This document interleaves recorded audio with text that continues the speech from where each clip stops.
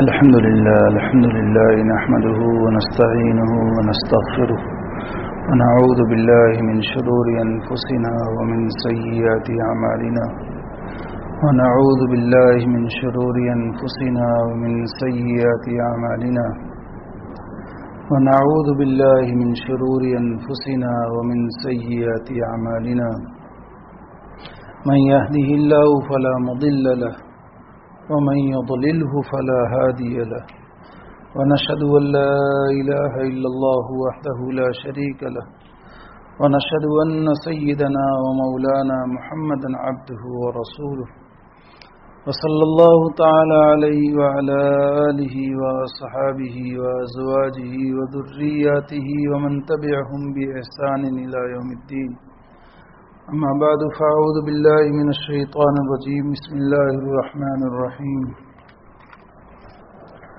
الحمد لله رب العالمين الرحمن الرحيم مالك يوم الدين إياك نعبد وإياك نستعين اهدنا الصراط المستقيم صراط الذين أنعمت عليهم غیر المغضوب علیہم ولا الضالین۔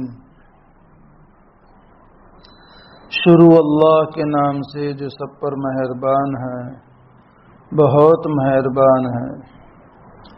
تمام تعریفیں اللہ کی ہیں جو تمام جہانوں کا پروردگار ہے، جو سب پر مہربان، بہت مہربان ہے، جو روز جزا کا مالک ہے۔ اے اللہ، ہم تیری ہی عبادت کرتے ہیں اور تجھ ہی سے مدد مانگتے ہیں۔ ہمیں سیدھے راستے کی ہدایت عطا فرما، ان لوگوں کے راستے کی جن پر تو نے انعام کیا ہے، نہ کہ ان لوگوں کے راستے کی جن پر غضب نازل ہوا ہے، اور نہ ان کے راستے کی جو بھٹکے ہوئے ہیں۔ گزشتہ سورہ فاتحہ کے فضائل شروع ہوئے تھے اور کچھ باتیں فضیلت کے متعلق آئی تھی۔ آگے بڑھتے ہوئے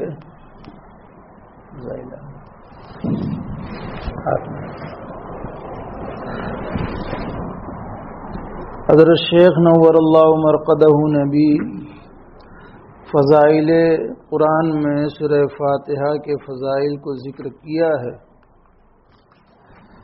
گزشتہ کاغذ میں لکھ کر کے لایا تھا اور وہ کاغذ ابھی میرے پاس ہے، لیکن دل میں آیا کہ بڑوں کی باتوں میں بھی تاثیر ہوا کرتی ہے، اور اپنے حضرت کو بھی دیکھا کہ جب کوئی کسی کتاب سے مضمون سنانا ہوتا ہے تو حضرت خود اس کتاب کو لے کر کے مجلس میں تشریف لاتے اور اسی کتاب میں سے پڑھ کر کے سناتے ہیں۔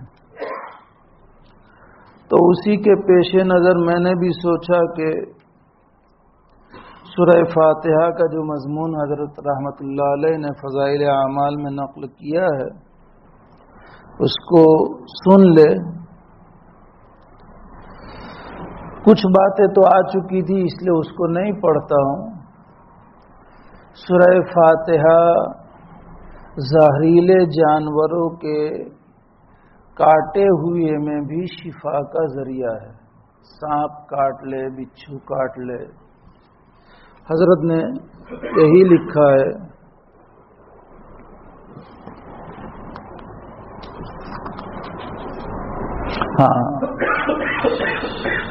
صحاح کی کتابوں میں وارد ہے کہ صحابہ رضی اللہ عنہم نے سانپ بچھو کے کاٹے ہوئے پر اور مرغی والوں پر اور دیوانوں پر سورہ فاتحہ پڑھ کر دم کیا، اور حضور صلی اللہ علیہ وسلم نے اس کو جائز بھی رکھا۔ بخاری شریف میں، مسلم شریف میں روایت ہے، ترمذی کتاب التفسیر میں بھی یہ روایت موجود ہے۔ حضرت ابو سعید خدری رضی اللہ تعالیٰ عنہ اس کے راوی ہیں۔ خود کہتے ہیں کہ ایک موقع پر نبی اکرم صلی اللہ علیہ وسلم نے ہمیں ایک جگہ کے لیے بھیجا. سریہ جو چھوٹی چھوٹی جماعتیں آپ صلی اللہ علیہ وسلم بھیجتے تھے اس کو سریہ کہا جاتا ہے، جس میں آپ خود تشریف نہیں لے جاتے تھے، اور جس جماعت میں آپ خود تشریف لے جاتے تھے اس کو غزوہ کہا جاتا تھا. تو آپ صلی اللہ علیہ وسلم نے چند صحابہ کو، اور دیگر روایتوں میں 30 صحابہ کی جماعت تھی، بھیجا. وہ لوگ وہاں گئے. اس زمانے میں دستور تھا مہمانوں کی ضیافت کرنے کا، عام دستور تھا. عرب میں بھی مہمان نوازی عرب کی آج بھی مشہور ہے، اس زمانے میں بھی. اور چونکہ آج کل کی طرح مسافروں کے لیے کھانے پینے کے انتظامات، جیسے آج جگہ جگہ پر تھوڑے تھوڑے فاصلے پر ہوٹلیں، ریسٹورنٹ اور چائے پانی کے انتظامات ہوتے ہیں، اس زمانے میں ایسا نہیں تھا. مسافر اپنی ضرورت کے لیے ضرورت کے بقدر ساتھ میں لیتے تھے، وہ بھی پورا ہو جاتا تھا. اس لیے عام دستور تھا کہ کسی بستی کے پاس سے گزرے تو بستی والے ضیافت کرتے، مہمان نوازی کرتے، اور نہ کرتے تو مانگنے کا حق بھی تھا کہ تم ہماری مہمان نوازی کرو. اسے عیب نہیں سمجھا جاتا تھا. جیسے موسیٰ علیہ السلام اور خضر علیہ السلام کے واقعے میں بھی ہے نا، کہ بستی سے گزرے تو انہوں نے کہا کہ بھئی ہم بھوکے ہیں، مسافر ہیں، ہماری دعوت کرو، تو انہوں نے انکار کر دیا. تو عام دستور تھا، مانگنے کا بھی حق تھا، اور لوگ اپنی خوش نصیبی بھی سمجھتے تھے مہمانوں کی مہمان نوازی. تو ان لوگوں نے بھی گاؤں کے باہر یا جہاں بھی پڑاؤ ڈالنا تھا، پڑاؤ ڈالنے کے بعد بستی والوں سے اپنی ضیافت کا اور مہمان نوازی کا مطالبہ رکھا. تو انہوں نے مہمان نوازی کرنے سے انکار کر دیا. کوئی بات ہوگی واللہ عالم، ان کے ہم مزاج نہیں ہوں گے، ہم عقیدہ نہیں ہوں گے، ہم مسلک نہیں ہوں گے. وہ مسلمان نہیں تھے، سیدھی بات. اور یہ لوگ مسلمان تھے، صحابہ تھے، انکار کر دیا دعوت کرنے سے. خیر، یہ اپنی جگہ پر اپنے پڑاؤ پر تھے کہ اس بستی میں جو صدر صاحب تھے، مکھیا تھے آج کل کے اعتبار سے، اس کو ایک روایت کے اعتبار سے سانپ نے ڈس لیا. سانپ کے ڈس لینے کے بعد اب زہر چونکہ زہریلا، بعضے سانپ زہریلے نہیں ہوتے زیادہ اور بعضے بڑے خطرناک ہوتے ہیں.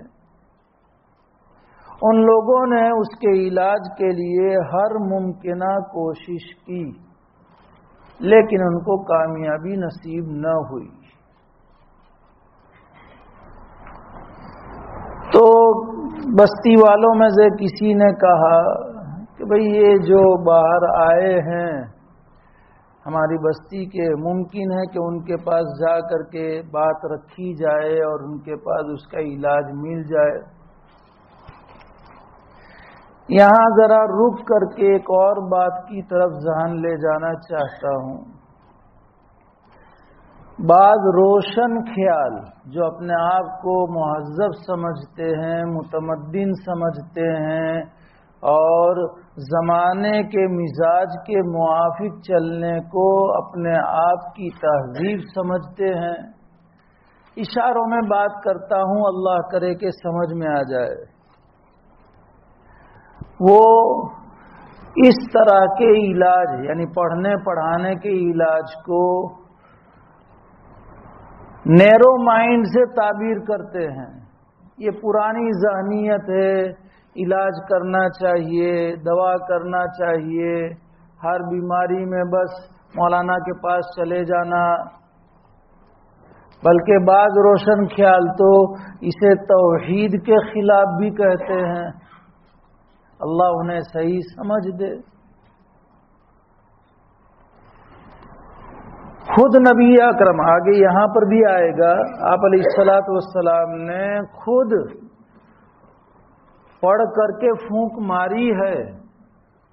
آپ نے پڑھ کر کے پھونک مروانے کا صحابہ کرام کو بعض مواقع پر تلقین کی، ترغیب دی، اور بعض جگہوں پر تو حکم دیا ہے کہ بھئی اس کا علاج اسی میں ہے۔ ایک صحابی، ایک بچی تھی جس کے نظر لگی تھی، بدن پیلا پڑتا ہی جاتا تھا۔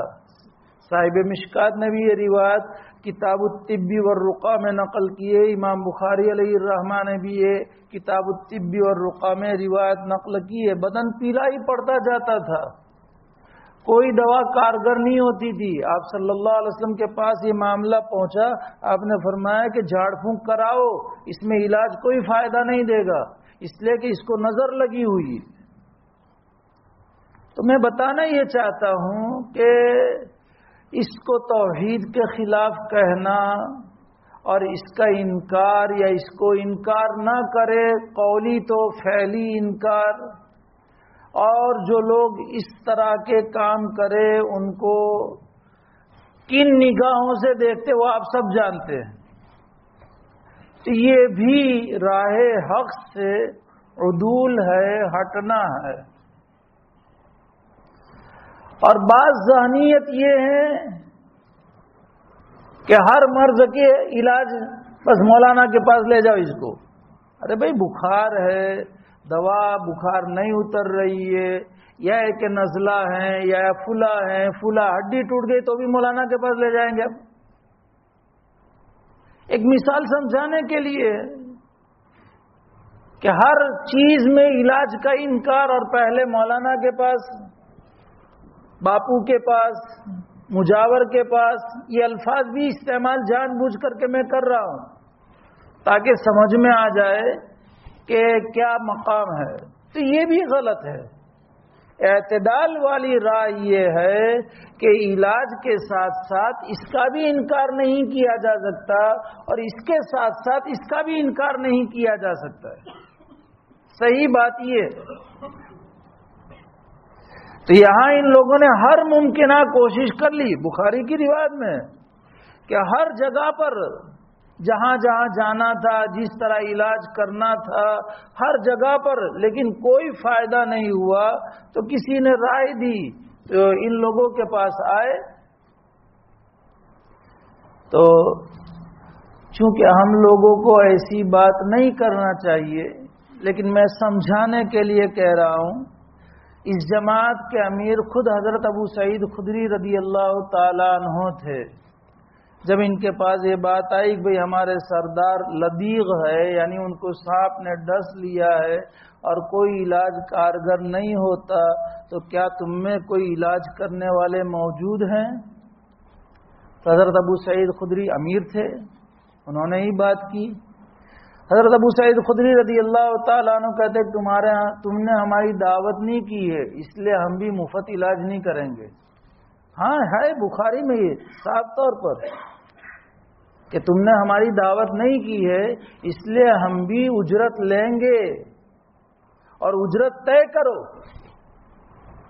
تو انہوں نے اجرت طے کی، بکریوں کی ایک تعداد، بخاری کے الفاظ ہے قطیعۃ من الغنم، بکریوں کی ایک تعداد کو طے کیا۔ دیگر روایتوں کے پیش نظر بعض روایت میں 30 ہے تعداد، 30 بکریاں، اور بعضوں میں 40 ہے، 40 بکریاں طے کی۔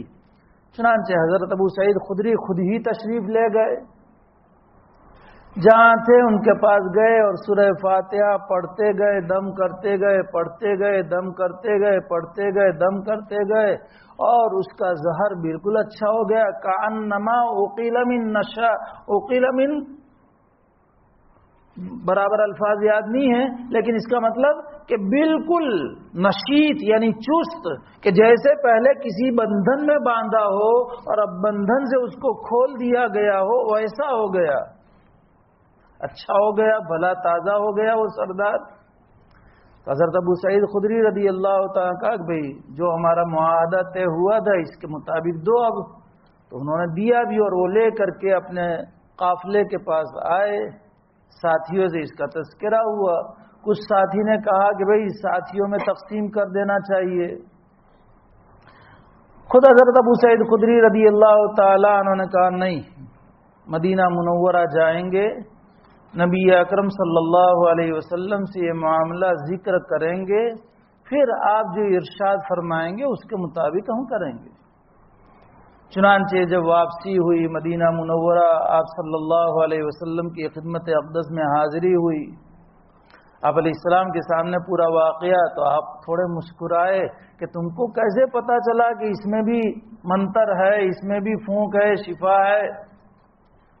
تو حضرت ابو بخاری کی روایت میں نہیں ہے، دیگر روایت میں حضرت ابو سعید خدری رضی اللہ تعالیٰ عنہ کہتے کہ میرے دل میں یہ بات آئی اللہ کی طرف سے، وہی سورہ فاتحہ کو پڑھ کر کے دم کر دیا جائے، تو میرے دل میں آئی۔ آپ صلی اللہ علیہ وسلم نے فرمایا اس کو ساتھیوں میں تقسیم کرو اور میرا بھی ایک حصہ نکالو۔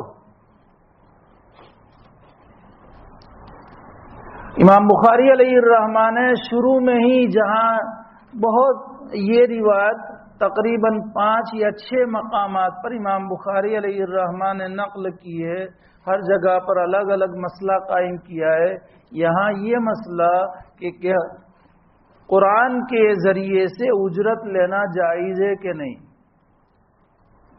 ان احق ما اخذتم علیہ اجرا کتاب اللہ، آپ علیہ السلام نے اس موقع پر بھی کچھ صحابہ کرام کو یہ بات کہ سورہ فاتحہ پڑھ کر کے دم کی اور اجرت طے کر کے لی، تو پھر کیسے یہ اجرت لینا جائز ہے؟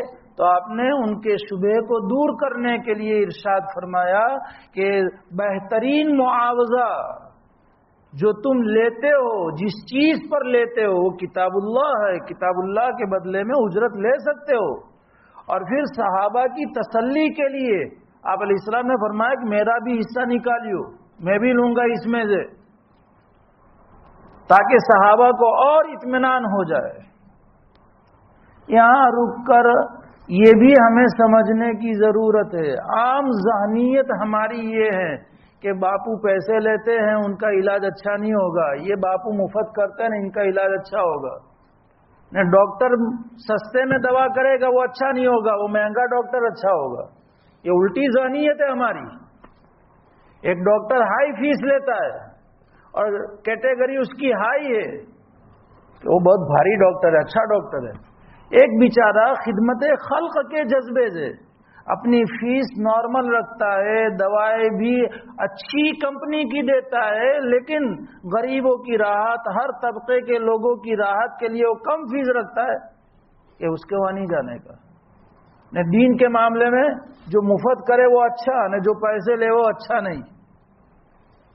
خیر یہ بات الگ ہے کہ نہ لیوے وہ اس کے تقوی، طہارت، اس کی للہیت، اخلاص، یہ سب، اور پھر اس کی وجہ سے اللہ تعالیٰ اس میں تاثیر رکھ دے اخلاص کے کمال کی بنیاد پر، تقوی، طہارت، دنیا سے بے رغبتی کی بنیاد پر۔ لیکن ایک آدمی اب زعفران سے تعویذ لکھے گا، واقعتاً زعفران سے، تو اس کے یہاں زعفران کی کھیتی ہوتی ہے نا، اس کے یہاں کھیتی ہوتی ہے، اس لیے وہ اپنے کھیت میں سے نکالے گا نہیں، وہ لکھے گا نہیں، آپ کو دے گا۔ ایک آدمی محنت کرتا ہے، اپنا وقت فارغ کرتا ہے، ظاہر بات ہے کہ وہ ڈاکٹر جیسے وقت فارغ کرتا ہے اس کی فیس ہوتی ہے، تو یہ وقت فارغ کرتا ہے۔ اور سچ کہوں ڈاکٹر کے مقابلے میں یہ جو صحیح، ہاں غلط کرنے والے بھی ہیں، لیکن جو صحیح کرنے والے ہیں ان کے اوپر کیا بیتتی ہے وہ تو ان سے جا کر کے پوچھو کہ کیا بیتتی ہے۔ اب اس کو ضرورت ہے اس کا کوئی اور ذریعہ معاش نہیں ہے یا ہے تو وہ ناکافی ہے، اور اس میں مشغول ہونے کی وجہ سے وہ اس کی طرف توجہ نہیں دے سکتا ہے، تو اب اپنی ضرورت کے بقدر لیتا ہے، تو کہ یہ اچھا نہیں ہے۔ ان احق ما اخذتم علیہ اجرا کتاب اللہ، آپ علیہ الصلوۃ والسلام کا ارشاد امام بخاری علیہ الرحمہ نے نقل کیا ہے۔ اس لیے تھوڑی اپنی ذہنیت کو بھی سمجھاؤ، اپنے دل کو بھی سمجھاؤ، شیطان کے پھندے میں آ کر کے اپنے آپ کو شیطان کے پھسلانے میں کہ یہ غلط ہے نہ یہ صحیح ہے نہ صحیح رہنمائی مفتیان کرام ہیں۔ بھئی اجرت لے کر کے اگر کوئی کرتا ہے تو ہم کراوے کہ نہ کراوے، ان کو اجرت لینا جائز ہے کہ نہیں جائز ہے، مفتیان کرام بیٹھے ہیں آپ کی رہنمائی کریں گے۔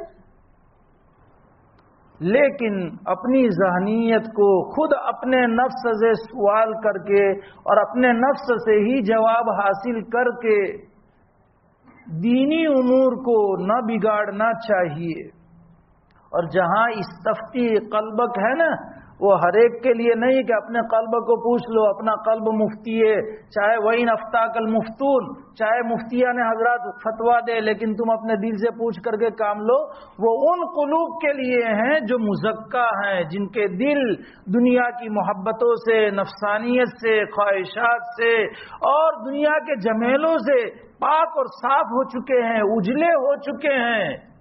ان کے لیے استفتی قلبک ہے، عوام کے لیے استفتی قلبک نہیں ہے، ذرا سمجھ لینا چاہیے۔ بس ایک جملہ سنا ہے کہ مفتی صاحب نے کہ مولانا نے بیان میں کہا تھا استفتی قلبک، اپنے قلب سے پوچھ لو، اس لیے ہم اپنے قلب سے پوچھ کر کے ٹٹول کر کے عمل کرتے ہیں، ہر ایک کے لیے نہیں ہے۔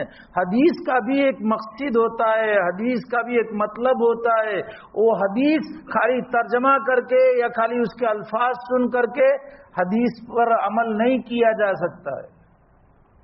تو خیر مجھے عرض یہ کرنا ہے کہ سورہ فاتحہ میں زہریل جانور سے کاٹے ہوئے ہونے میں شفا ہے، اور یہ بالکل صحیح روایت ہے۔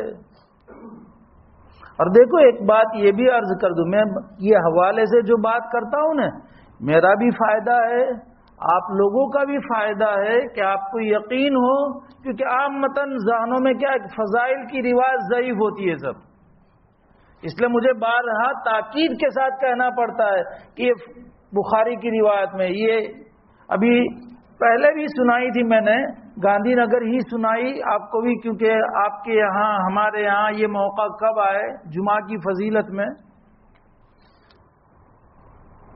کچھ کام کر لے۔ اب یہ ضمناً بات آئی ہے، لیکن وہ صحیح حدیث فضائل کے باب میں اس کو بتلانے کے لیے، جمعہ کے دن جو سویرے آئے، خوب سویرے جتنا ممکن ہو ایک کام، اور اس کے لیے آئے تو اچھے سے صفائی کر کے غسل کر کے آئے، بہت اہتمام سے، 2 کام۔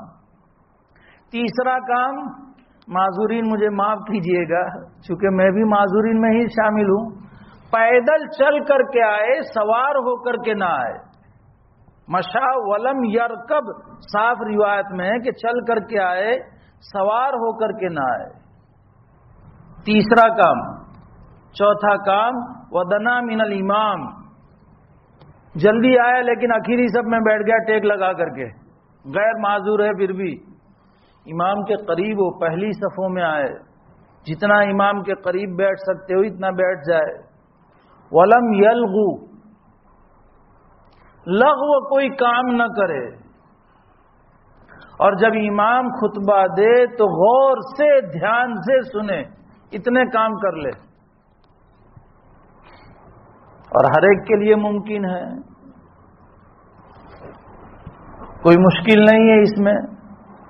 کیا ہے ثواب؟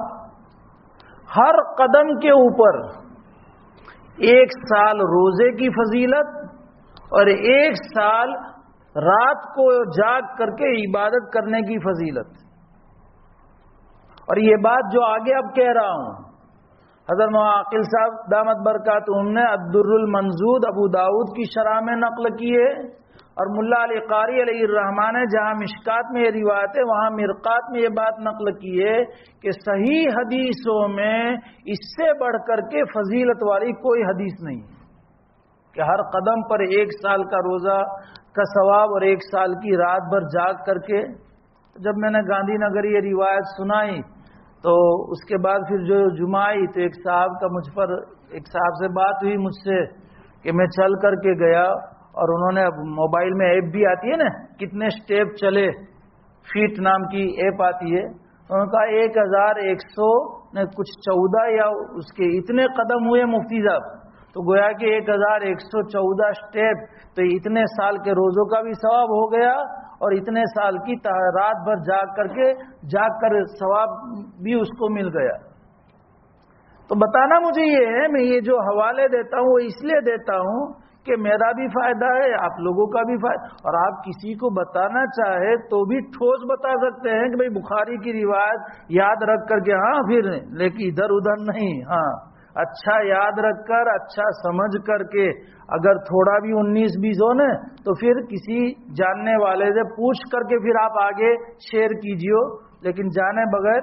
اور یہ جب روایت میں نے بیان کی نا تو یہ بہت اچھا عمل ہے. رضوان بھائی جو گاندھی نگر میں ڈاکٹر مقیم صاحب کے انہوں نے پوری حدیث کے مفتی صاحب میں نے یہ لکھا ہے برابر لکھا ہے واٹس ایپ پر اور پھر ہندی میں لکھا تھا اور پھر کہا کہ مجھے گاندھی نگر کے گروپ میں اسے شیئر کرنا ہے اس لیے میں آپ سے پوچھ رہا ہوں کہ میں نے لکھا ہے برابر لکھا ہے. حالانکہ ان کا مطالعہ بہت وسیع ہے بہت محنتی ہے اور بہت فکر مند ساتھیوں میں سے ہیں لیکن پھر بھی وہ پوچھ رہے ہیں تو اس لیے میں کہہ رہا ہوں. تو خیر بات تو دوسری چل رہی تھی. میں یہ کہہ رہا تھا کہ صحیح حدیثوں میں ہے کہ زہریلے جانور کے کاٹنے کے اوپر سورہ فاتحہ کے دم کرنے سے شفا ملتی ہے. مرگی جس کو ہم وائی کہتے ہیں گجراتی میں گرمیوں کے موسم میں عموماً جن کو ذہنی کمزوری ہوتی ہے یا گرمی کی شدت کی بنیاد پر بعض مرتبہ بے ہوش ہو کر گر جاتے ہیں منہ میں سے پھین نکلنے لگتا ہے وغیرہ وغیرہ اس کو کہتے ہیں مرگی اور گجراتی میں اس کو کہتے ہیں وائی. پھر ہم لوگ چپل سونگھاتے ہیں کوئی پیاز سونگھاتا ہے عجیب عجیب ٹونے ٹوٹکے. تو سورہ فاتحہ پڑھ کر کے دم کر دو. آپ علیہ السلام نے یہی آیا نا کہ مرگی والوں پر بھی دم کیا ہے اور آپ علیہ السلام نے اس کو جائز رکھا ہے. دیوانوں کے اوپر پاگل ہے مینٹل ہاسپٹل کے وہ ہے پیشنٹ یا کند ذہن ہے نیم پاگل ہے مکمل پاگل ہے دیوانوں پر بھی کہ صحابہ کرام نے پڑھا ہے اور آپ علیہ الصلوۃ والسلام کے سامنے جب یہ بات گئی تو آپ صلی اللہ علیہ وسلم نے اس کو جائز رکھا ہے. تو یہ ہے سورہ فاتحہ کی فضیلت. نیز ایک روایت میں آیا ہے کہ سعید ابن یزید رضی اللہ عنہ پر حضور صلی اللہ علیہ وسلم نے اس سورت کو دم فرمایا اور یہ سورت پڑھ کر لعاب دہن منہ کا تھوک درد کی جگہ لگایا. تو کہیں بدن میں درد ہوتا ہو سورہ فاتحہ پڑھ لو دم کر دو اور تھوڑا سا تھوک بھی وہاں لگا دو. آپ علیہ السلام نے حضرت سعید ابن یزید رضی اللہ تعالیٰ عنہ کو بتایا. اب آگے اور فضیلت ہے اور بہت اچھی فضیلت ہے مختصر عمل ہے لیکن رات بھر نو ٹینشن ہو کر سو جانے والا عمل ہے. اور ایک روایت میں آیا ہے کہ جو شخص سونے کے ارادے سے لیٹے اور سورہ فاتحہ اور قل هو اللہ احد پڑھ کر اپنے اوپر دم کر لے. قل هو اللہ احد کی صورت ہر ایک کو آتی ہوگی الحمد بھی ہر ایک کو پڑھ کر کے ہاتھ پر پھونک مار کر کے پورے جسم پر دم کر لینا ہے. موت کے سوا ہر بلا سے امن پاوے. ظاہر سی بات ہے کہ بالکل اب بے فکر ہو کر کے سو جانے کا. ایک روایت میں آیا ہے کہ سورہ فاتحہ ثواب میں 2/3 قرآن کے برابر ہے یعنی اس کا ثواب اتنا ملے گا کہ جتنا 20 پارے پڑھے اتنا ثواب ملے گا. ایک روایت میں آیا ہے کہ عرش کے خاص خزانے سے مجھ کو 4 چیزیں ملی ہیں کہ اور کوئی چیز اس خزانے سے کسی کو نہیں ملی. سورہ فاتحہ آیت الکرسی اور سورہ بقرہ کی اخیر آیات وَلِلَّهِ مَا فِي السَّمَاوَاتِ سے لے کر اخیر تک، اور سورہ کوثر، یہ کسی بھی نبی کو نہیں ملی ہے، آپ صلی اللہ علیہ وسلم کو ملی، اور آپ صلی اللہ علیہ وسلم کے واسطے سے ہم امت کو بھی یہ ملی ہے۔ ایک روایت میں آیا ہے کہ حسن بصری رحمۃ اللہ علیہ حضور صلی اللہ علیہ وسلم سے نقل کرتے ہیں کہ جس نے سورہ فاتحہ کو پڑھا اس نے گویا تورات، انجیل، زبور اور قرآن شریف کو پڑھا، کیونکہ گزشتہ بات آئی تھی نا کہ ساری کتابوں کا خلاصہ قرآن میں ہے، اور قرآن کا خلاصہ سورہ فاتحہ میں ہے، سورہ فاتحہ کا خلاصہ بسم اللہ، اور بسم اللہ کا خلاصہ با کے نقطے میں۔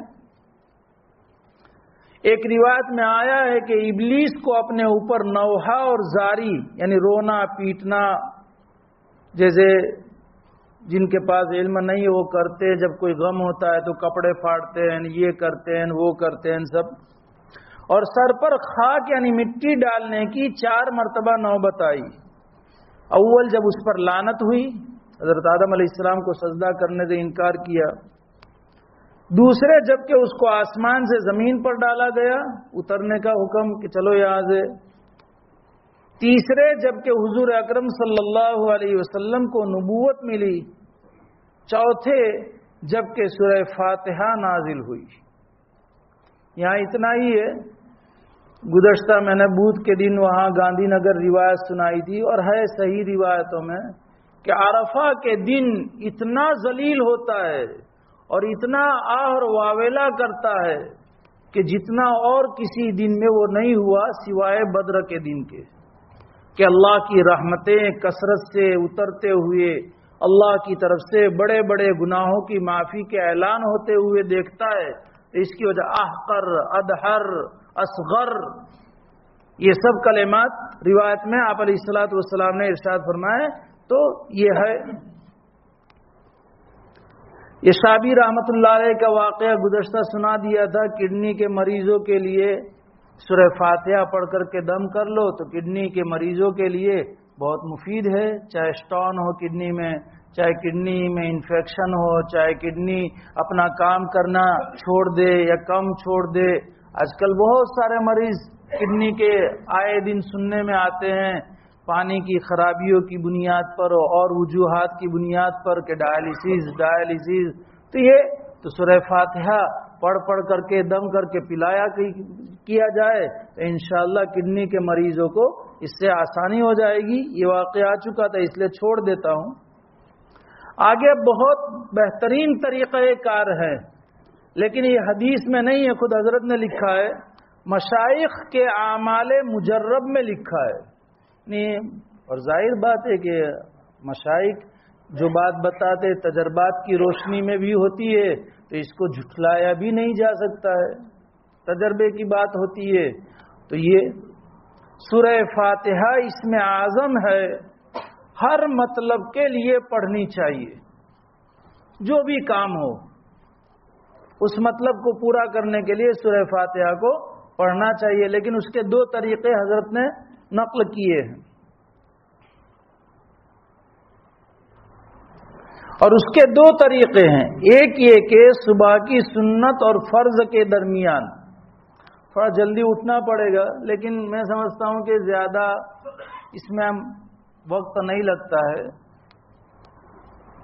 اگر کوئی اچھی طریقے سے پڑھنے والا ہو نا تو اس کو 7 منٹ، اور بہت زیادہ اس کو تو 10 منٹ، اس سے زیادہ جو عمل لکھا ہے وہ بسم اللہ الرحیم کے میم کے ساتھ الحمدللہ کا لام ملا کر اعوذ پہلے پڑھ لیں گے، اعوذ باللہ من الشیطان الرجیم، پھر اب ہر مرتبہ جب بھی پڑھیں گے بسم اللہ الرحمن الرحیم الحمدللہ رب العالمین، اور پھر سورت کو پوری کریں گے۔ پھر جب دوسری مرتبہ شروع کریں گے تو پھر بسم اللہ الرحمن الرحیم الحمدللہ رب العالمین، اس طرح 41 مرتبہ پڑھنا ہے، اور 40 دن تک، لیکن فجر کی سنت اور فرض کے بیچ میں۔ تو جلدی سو جاوے تو جلدی اٹھ جاوے، لیکن جن کی فجر کی نماز ہی نیند میں ہوتی ہے، حاضر بھی ہوتے ہیں تو سوتے جاگتے نیم بیداری ایسا تو تھوڑا بہت مجرب عمل ہے اور بہت ہی بہترین عمل ہے.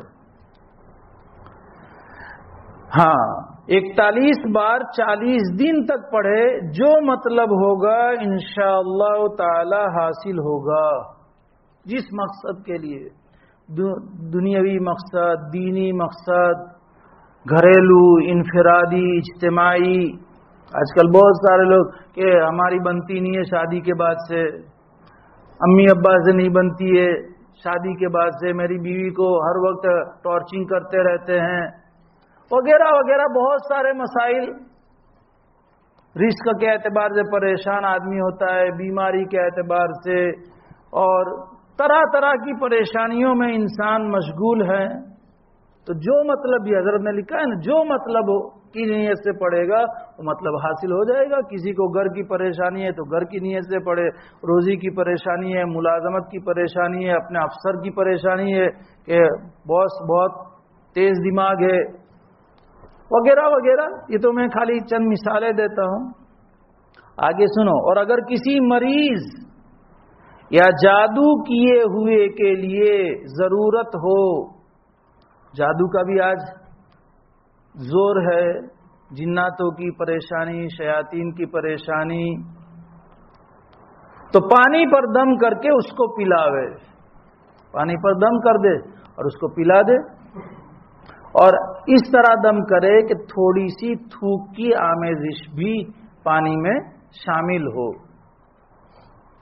دوسرے یہ کہ 9 چندی یعنی چاند کے مہینے کے پہلے اتوار، جیسے ابھی چاند ہوگا نا تو پہلی اتوار آئے گی انشاءاللہ، چاہے 29واں چاند ہو چاہے 30واں چاند ہو، اس کے بعد جو پہلی اتوار آئے گی اس کو 9 چندی اتوار کہی جائے گی.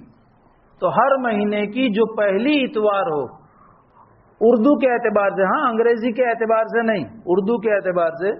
اب ربیع الاول ختم ہوگا، ربیع الاخر کا مہینہ آئے گا، تو یہ آئندہ جو اتوار آئے گی وہ 9 چندی اتوار ہوگی. تو 9 چندی اتوار کو صبح کی سنت اور فرض کے درمیان، جیسے پہلا عمل فرض اور سنت کے بیچ میں تھا یہ بھی، لیکن بلا قید میم ملانے کے، یعنی بسم اللہ الرحمن الرحیم، الحمدللہ رب العالمین الرحمن الرحیم اخیر تک. پھر ہر مرتبہ بسم اللہ الرحمن الرحیم الحمدللہ، پہلی مرتبہ اعوذ پڑھیں گے، پھر دوسری مرتبہ، لیکن بسم اللہ الرحمن الرحیم الحمدللہ اس طرح ضروری نہیں ہے. اور اس کے بعد ہر روز اسی وقت پڑھے. مثال کے طور پر ابھی صبح صادق 5:18 ہے، 1 منٹ بڑھتی ہے، ہم اندازاً کہ ہفتے بھر عمل کرنا ہے تو 7 منٹ کے بعد وقت طے کرے کہ سنت پڑھ لے. صبح صادق کے بعد سنت پڑھ سکتے ہیں، فجر کی اذان کا انتظار کرنا ضروری نہیں ہے. ہاں اذان کے بعد پڑھے بہتر ہے، لیکن کسی کو کہیں سفر کرنا ہے، صبح صادق ہو گئی ہے، اس کے بعد پھر وہ 5 منٹ کا وقفہ، 7 منٹ کا وقفہ کر کے پھر سنت فرض پڑھ سکتا ہے، تو سنت پڑھ لے. اور مثلا مثال کے طور پر 5:35 کو وقت مقرر کرے، تو پھر روزانہ 5:35 کو پڑھنا ہے. یہ ہر روز اسی وقت پڑھے اور 10 بار کم کرتا، یعنی اتوار کو 70 مرتبہ 70، پیر کو 60، منگل کو 50، بدھ کو 40، جمعرات کو 30، جمعہ کو 20 اور سنیچر کو 10. بس یہ پورا ایک ہفتے کا عمل اس طرح. اور 10 بار کم کرتا جاوے یہاں تک کہ ہفتہ ختم ہو جاوے. اول مہینے میں اگر مطلب پورا ہو جاوے فبیہ، بہت اچھا، جس مقصد کے لیے پڑھنا ہے. ورنہ دوسرے تیسرے مہینے میں اسی طرح کرے. 3 مہینے میں تو انشاءاللہ اس کا مقصد یقیناً پورا ہو جائے گا. نیز اس صورت کا چینی کے برتن پر، چینی یعنی یہ کپ سسر جو کانچ کے ہوتے ہیں وہ چینی، گلاب اور مشک و زعفران سے لکھ کر اور دھو کر پلانا، یعنی سورہ فاتحہ لکھے مشک سے، زعفران سے، یا گلاب کا پانی سستا پڑے گا مشک اور زعفران کے مقابلے میں، اور میڈیکل میں مل بھی جاتا ہے، یعنی یہ ہمدرد وغیرہ یونانی جو دوا ہے وہاں گلاب کا پانی، تو اس سے لکھ لے وہ دیا سلائی سے یا کسی بھی چیز سے الحمدللہ چاہے حروف نظر نہ آوے، لیکن پھر اس کو دھو ڈالے، وہ پلیٹ میں جس میں لکھا ہو یا پیالے میں جس میں لکھا ہو، 40 روز تک امراض مزمنہ پرانی بیماریاں، جیسے آج کل ڈائبٹیز نہیں جاتی، ایک مرتبہ گولی شروع ہو گئی، ڈاکٹر بھی بند کرنے میں ہچکچاہٹ محسوس کرتا ہے کہ میں بند کر دوں گا نا پھر بڑھ جائے گا، تو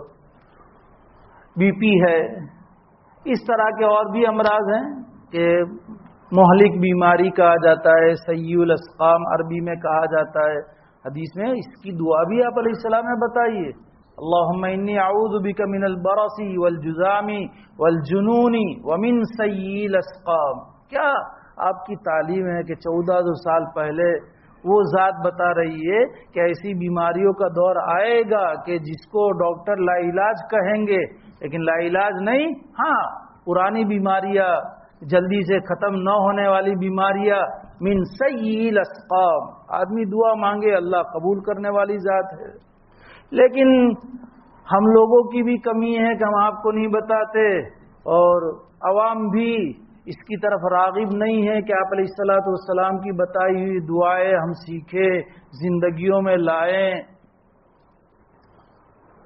ہمارے حضرت فرماتے ہیں، حضرت مسلم الامت رحمۃ اللہ علیہ کہ بسا اوقات مناجات مقبول لے کر بیٹھ جاتے تھے حضرت مجلس میں، اور دعاؤں کے اوپر ہی کلام شروع کر دیتے تھے، اور عجیب آپ کی دعائیں جو آپ نے امت کو دی ہے، تعلیم دی ہے، عجیب جامعیت ہے۔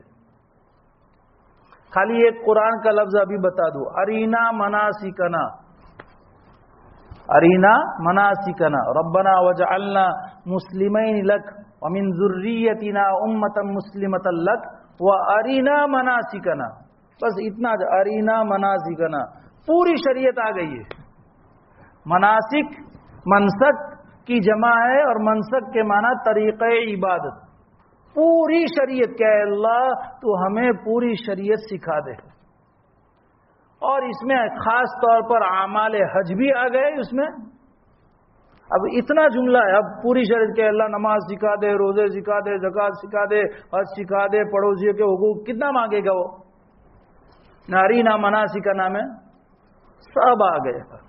اسی طرح آپ علیہ السلام کی دعائیں بھی چھوٹی چھوٹی دعائیں ہیں، یہی سیء الاسقام، ڈائبٹیز نے، بی پی نے، ڈائلسیس نے، ہارٹ نے، جتنے بھی ایسے بیماریاں کہ جو جلدی ختم نہیں ہوتی، من سیء الاسقام، یہ ظاہر سی بات ہے۔ تو امراض مزمنہ یعنی پرانی بیماریوں کے لیے مجرب ہے، تو اگر ہے تو اس کو شروع کر دے۔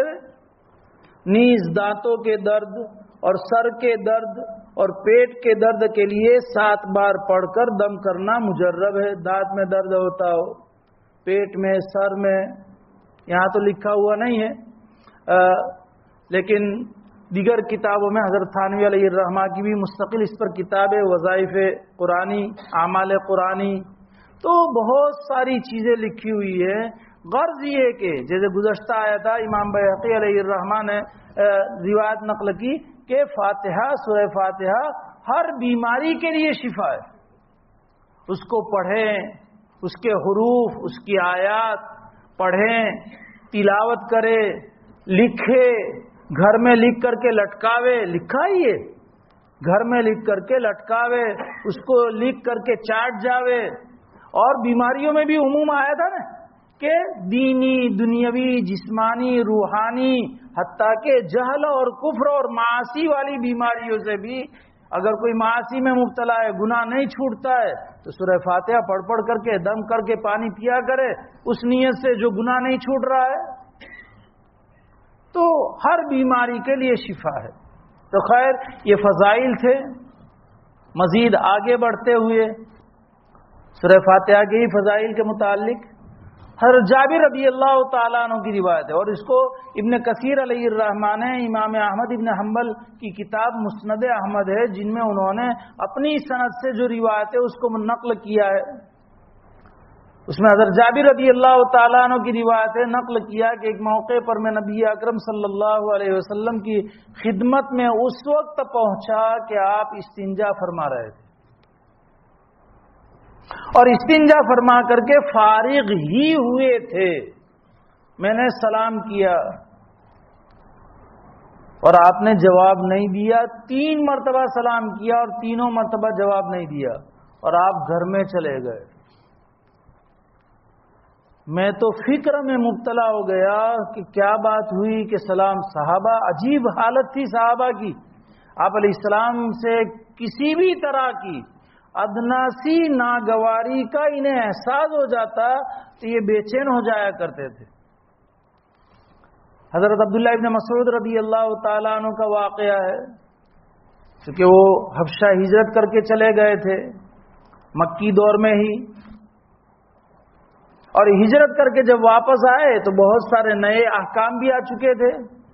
جس وقت ہجرت کر کے گئے تھے اس وقت نماز ابتدائی حالت میں تھی، یعنی ابتدائی دور تھا نماز کی فرضیت کا. تو نماز میں بہت ساری سہولیات جہاں تھی اس میں سے ایک سہولت یہ بھی تھی کہ نماز میں بولنا جائز تھا. اب نہیں، ہاں اب نہ کریو. ہاں ہمارے کچھ لوگ بھائی ہمارے پڑھتے ہیں کہ نماز میں بھی ان کے یہاں بولنا جائز ہوتا ہے. تو اس دور میں وہ گئے تھے حبشہ ہجرت کر کے. جب حبشہ سے واپس آپ علیہ السلام اب ہجرت فرما کر کے مدینہ منورہ آ چکے ہیں. عبداللہ ابن مسعود رضی اللہ تعالیٰ عنہ بھی اب حبشہ سے ہجرت کر کے مدینہ منورہ آ رہے ہیں اور آپ کی خدمت میں پہنچ کر کے سلام کر رہے ہیں اس حال میں کہ آپ صلی اللہ علیہ وسلم نماز میں ہے. وہ بات تھی کہ سلام کرتے تو آپ علیہ السلام پہلے جواب دیتے تھے، نماز ہی میں بولنا جائز تھا. کوئی سلام کرتا تو آپ جواب بھی دیتے تھے. اب جواب نہیں مل رہا ہے. حضرت عبداللہ ابن مسعود رضی اللہ عنہ کیا کہتے ہیں، مجھے اپنی اگلی پچھلی سب باتیں یاد آ گئی کہ آپ کیوں جواب نہیں دے رہے. کہیں اس کی وجہ سے تو ناراض نہیں، کہیں اس کی وجہ سے تو ناراض نہیں، کہیں اس کی وجہ سے تو ناراض نہیں. یہ ہوتا ہے اور یہ باب محبت کا خاصہ ہے. کبھی بیوی ڈھنگ سے جواب نہ دے نا، دونوں کے اندر اچھی بنتی ہو نا، تو آج کیوں ڈھنگ سے جواب نہیں دیا. روز تو میں آتا تھا تو ویلکم کرتی تھی، آج مجھے ویلکم نہیں کیا. اب ہزاروں گمانوں میں وہ مبتلا ہو جائے گا کہ فلاں حرکت سے ناراض، فلاں حرکت سے. اسی طرح کبھی بیوی شوہر بیوی کو ڈھنگ کا جواب نہ دے تو بیوی بھی سوچے گی کیا ہوا ہوگا، کون سی بات سے ناراض ہوئے ہوں گے، کون سی بات سے. باب محبت جن کو محبت سے تعلق ہوگا ان کو اس طرح کی بات جلدی سمجھ میں آ جائے گی. اور صحابہ کی آپ علیہ السلام سے محبت تو روئے زمین پیش نہیں کر سکتی اور آسمان کے نیچے کوئی اس کی نظیر پیش نہیں کر سکتا ہے. عبداللہ ابن مسعود رضی اللہ عنہ خود روایت میں کہ مجھے ہر طرح کی بات اگلی پچھلی بہت دیر کی یاد کر کے کہ کہیں اس سے تو ناراض نہیں، کہیں اس سے تو ناراض نہیں، اور سوچتا ہی رہا. آپ علیہ الصلوۃ والسلام نے نماز کا سلام پھیر کر کے جواب دیا کہ اب نماز میں بولنے کی ممانعت ہے، اس لیے میں نے جواب نہیں دیا. تب ان کو تسلی ہوئی. یہاں پر بھی حضرت جابر رضی اللہ تعالی، حضرت جابر کا بھی آپ علیہ السلام سے تعلق بڑا انیرا تھا، انوکھا تھا. حضرت جابر کو آپ بہت چاہتے تھے، خاص طور پر ان کے والد کی احد میں شہادت کے بعد. حضرت عبداللہ رضی اللہ تعالیٰ عنہ احد میں شہید ہوئے تھے اور 6 بہنیں ایک روایت میں اور ایک روایت میں 9 بہنیں، بہت سارا قرضہ. اور جابر ابھی شادی شدہ بھی نہیں ہے، بہنوں کی تربیت. آپ نے بہت سارے مواقع میں ان کو چاہا ہے، ان کی مدد کی ہے اور ان کو اپنے قریب رکھا ہے. جابر رضی اللہ تعالیٰ عنہ کہتے ہیں کہ میں نے 3 مرتبہ سلام کیا لیکن آپ گھر میں چلے گئے، جواب بھی نہیں دیا. میں تو مسجد میں آ گیا اور غم اور بے چینی میں تھوڑی دیر کے بعد نبی اکرم صلی اللہ علیہ وسلم طہارت کر کے تشریف لائے. چونکہ السلام علیکم ہم جو کہتے ہیں نا، اس میں السلام جو ہے نا وہ اللہ کے ناموں میں سے ایک نام ہے. تو آپ علیہ الصلوۃ والسلام اللہ کا نام بغیر طہارت کے لینا پسند نہیں کرتے تھے.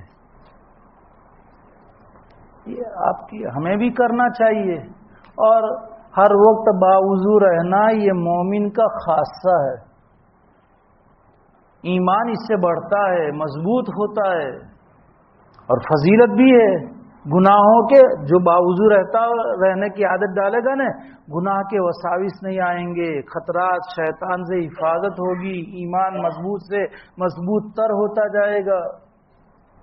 تو باوضو رہنے کی عادت ڈالنی چاہیے، اور بسم اللہ والحمدللہ پڑھ کر کے وضو کرے گا نا، بسم اللہ والحمدللہ ہر ایک کو یاد ہو جائے گا، کوئی اس کے لیے محنت نہیں۔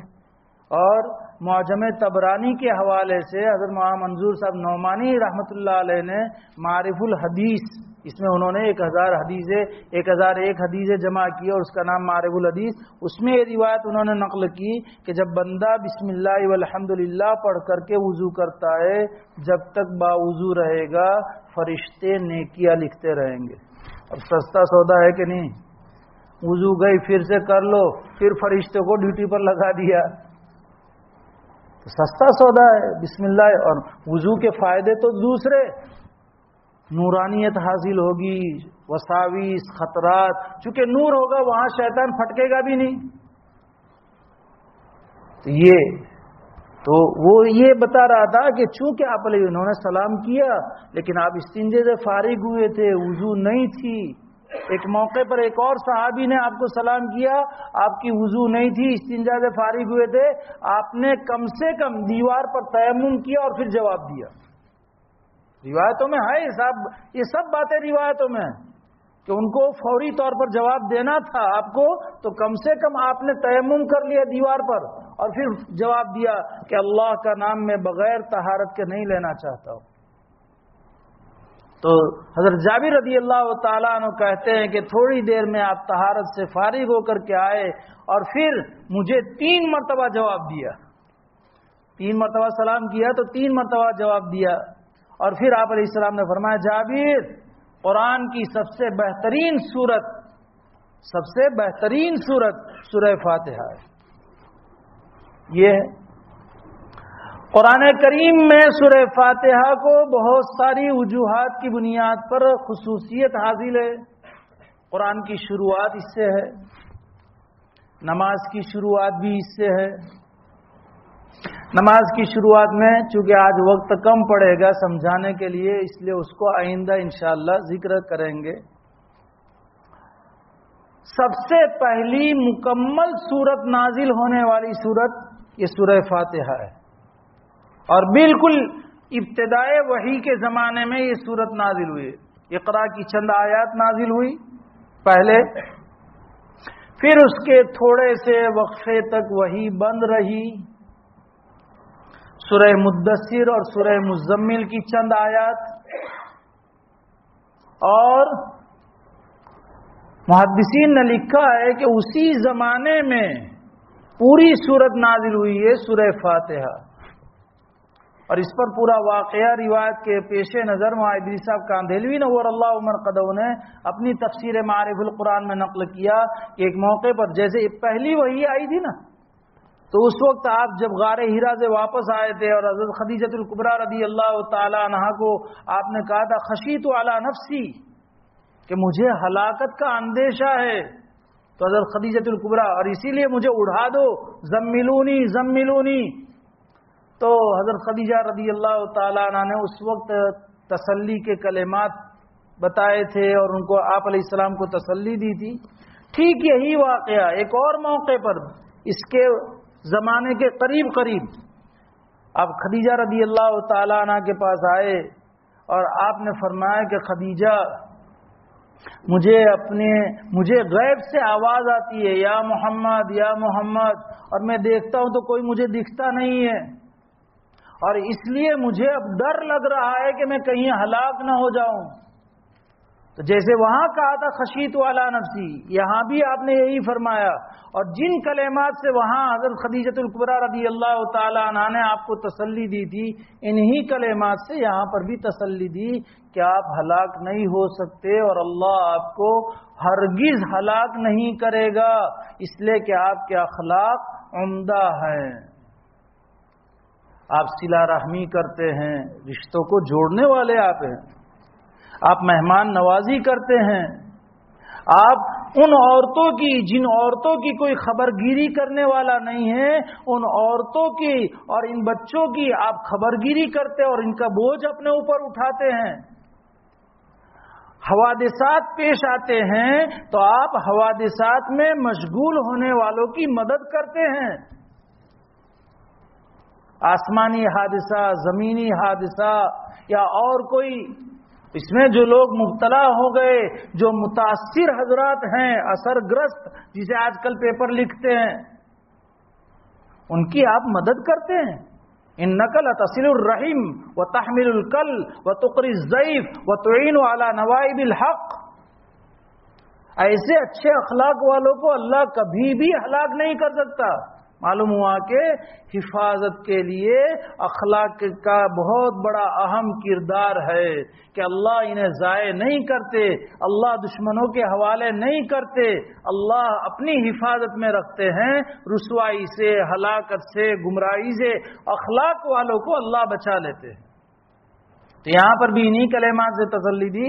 اتنے میں ابو بکر آیا رضی اللہ عنہ، حضرت خدیجۃ الکبریٰ رضی اللہ تعالیٰ عنہ نے کہا کہ ابو بکر ان کو لے جاؤ ورقہ ابن نوفل کے پاس، جیسے پہلی وحی کے بعد اس موقع پر بھی چنانچہ ورقہ ابن نوفل کے پاس گئے ابو بکر، اور پہلے موقع پر تو حضرت خدیجہ خود لے کر کے گئی تھی، اس موقع پر ابو بکر کے ساتھ بھیج رہی ہے۔ حضرت ابو بکر رضی اللہ عنہ لے کر کے گئے، ورقہ کے سامنے پورا واقعہ سنایا تو کہا ڈرو مت۔ ورقہ آپ کو تسلی دے رہے ہیں کہ ڈرو مت، اب وہاں کھڑے رہ کر کے ان کی بات پوری سنو۔ اور پھر ورقہ نے روانہ کیا، پھر آپ علیہ السلام کو آواز آئی یا محمد یا محمد،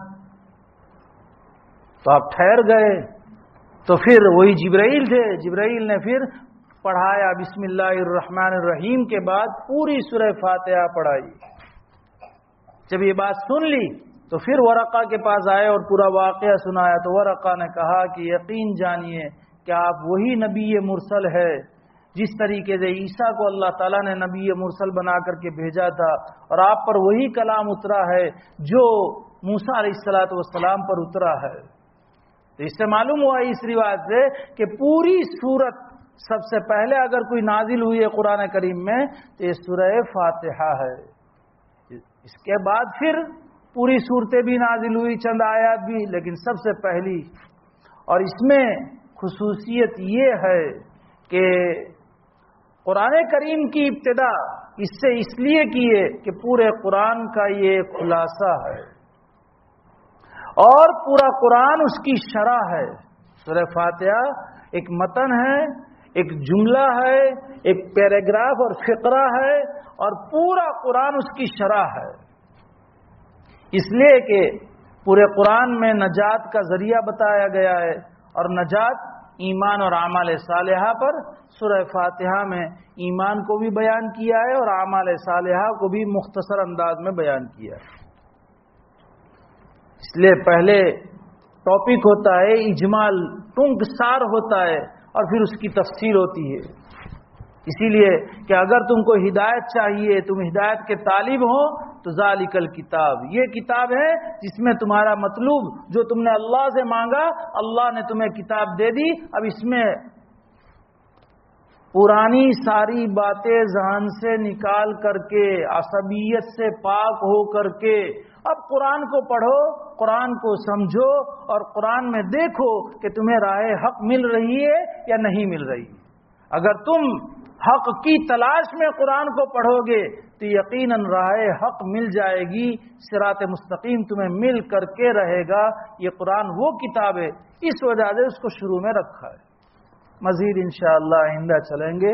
ابھی وہ جو بات کہ نماز کی شروعات اس سے ہوتی ہے، اس کے بعد پھر انشاءاللہ آئندہ کہ سورہ فاتحہ مکی ہے، مدنی ہے، مکی کسے کہتے ہیں، اس کو جان بوجھ کر کے میں نے وہ پہلے والے عنوان کے تحت میں نہیں لیا کہ جب سورہ فاتحہ شروع ہوگی تو اس میں بتا دیا جائے گا، پھر اس کے بعد اعوذ باللہ بسم اللہ کے بعد انشاءاللہ شروع کریں گے۔ اللہ تعالیٰ قرآن فہمی نصیب فرمائے، اللہ تبارک تعالیٰ اس کہنے سننے کو قبول فرمائے۔ بسم اللہ الرحمن الرحیم، اللہم انت السلام ومنک السلام، تبارک یا ذا الجلال والاکرام، اللهم صل على سيدنا ومولانا محمد وبارك وسلم. سبحان الله وبحمده سبحانك اللهم وبحمدك نشهد أن لا إله إلا أنت نستغفرك ونتوب إليك. اللهم اغفر لنا ولوالدينا ولأساتذتنا ولمشايخنا ولأزواجنا ولذرياتنا ولإخواننا ولأخواتنا ولأقاربنا ولأحبابنا ولطلبتنا